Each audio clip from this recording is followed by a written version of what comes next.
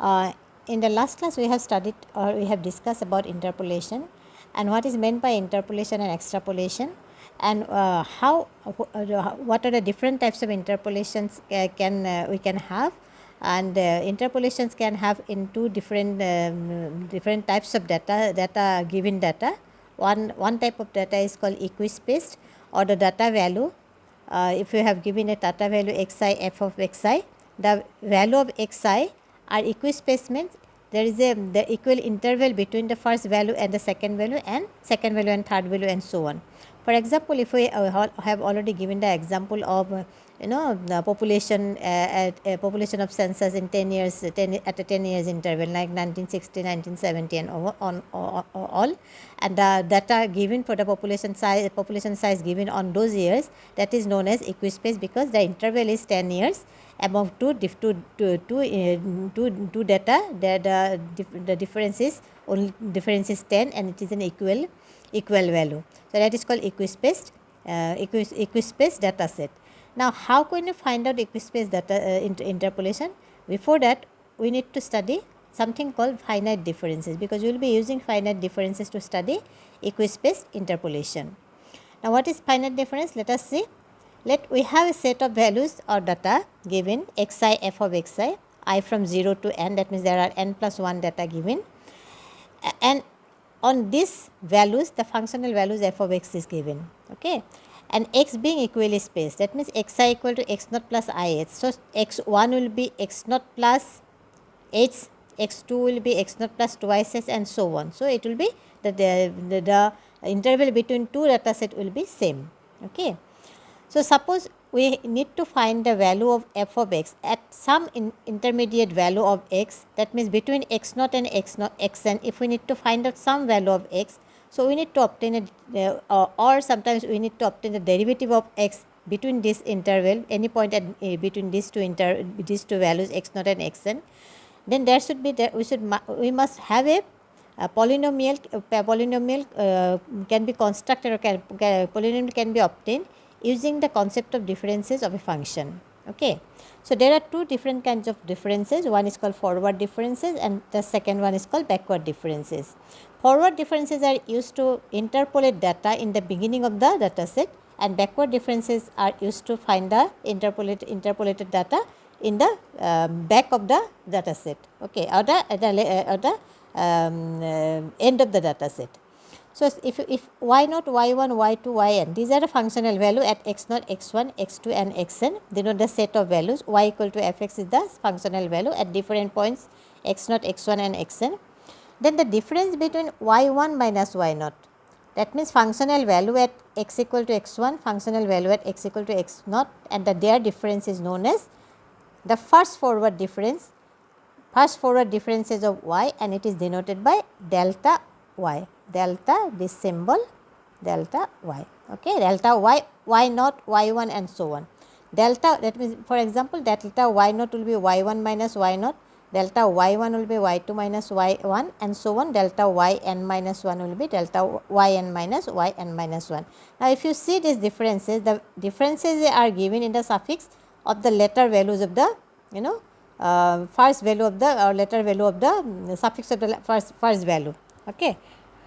So, delta is known as forward difference operator and forward difference operator, and the differences between. Now, after that again we can find out the differences between the first forward differences, like delta y1 minus delta y naught, delta y2 minus delta y1 and so on, and these differences are known as second forward differences and denoted by delta raised to power to the power 2, delta square y naught, delta square or delta to the power 2 y1 and so on. Actually, these are operator, means you are operating on delta. Delta 2 y1 means delta of, it is like delta of delta y, okay, operating on first difference operator.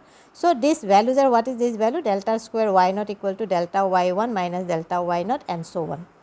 And this difference table can be written, expressed in a tabular form. If I put the x data, suppose I have got 7 values, x naught, x1 up to x6 and y equal to fx value as y1 to y6, then these values delta y naught, and we put in between of the values in the middle of the delta y1, delta 1, delta 2y, second difference, third difference, fourth difference, fifth difference, sixth difference, until we are no longer have we can find out no differences anymore. Okay.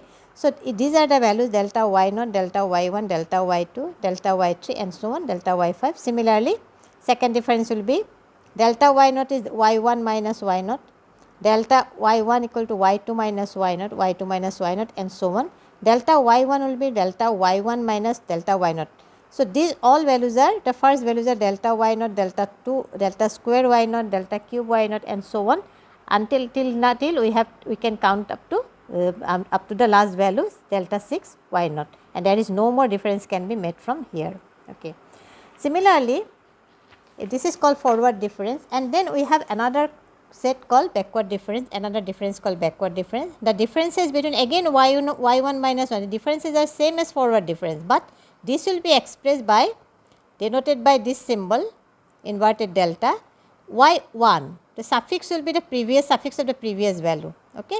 Delta y2 and delta y1. What is delta y1? This delta y1, I mean the inverted delta y1 equal to y1 minus y0. So difference is same as forward difference, but it is notation as this value. So this is known as backward difference operator, and we can again similarly we can get a tabular value like this, and these values are written at a same line as y1. Okay.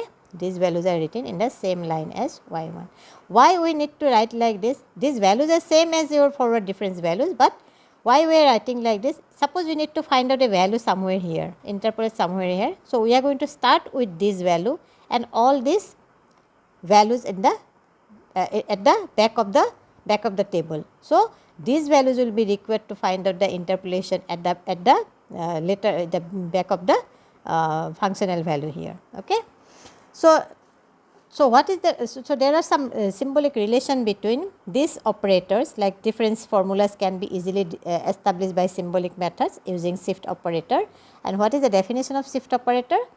Shift operator denoted by E is defined as E operating on YR value, functional value at XR is equal to YR plus 1. So the shift, it has been shifted, that this functional value has been shifted by one place. So which shows that the effect of E to the shift of the forward value YR to the next higher value YR plus 1.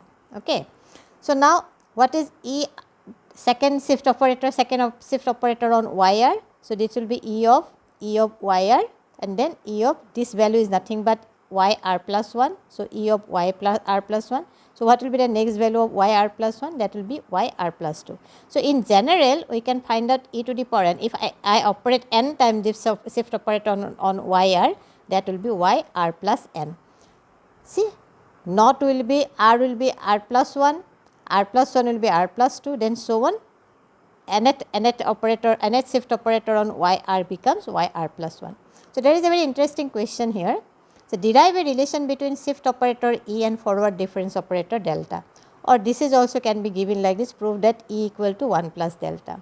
So what is forward difference? That by definition forward difference of delta y0 equal to y1 minus y0, and I know by shift operator y0 is nothing but y0. If I put y0 here, sorry, okay,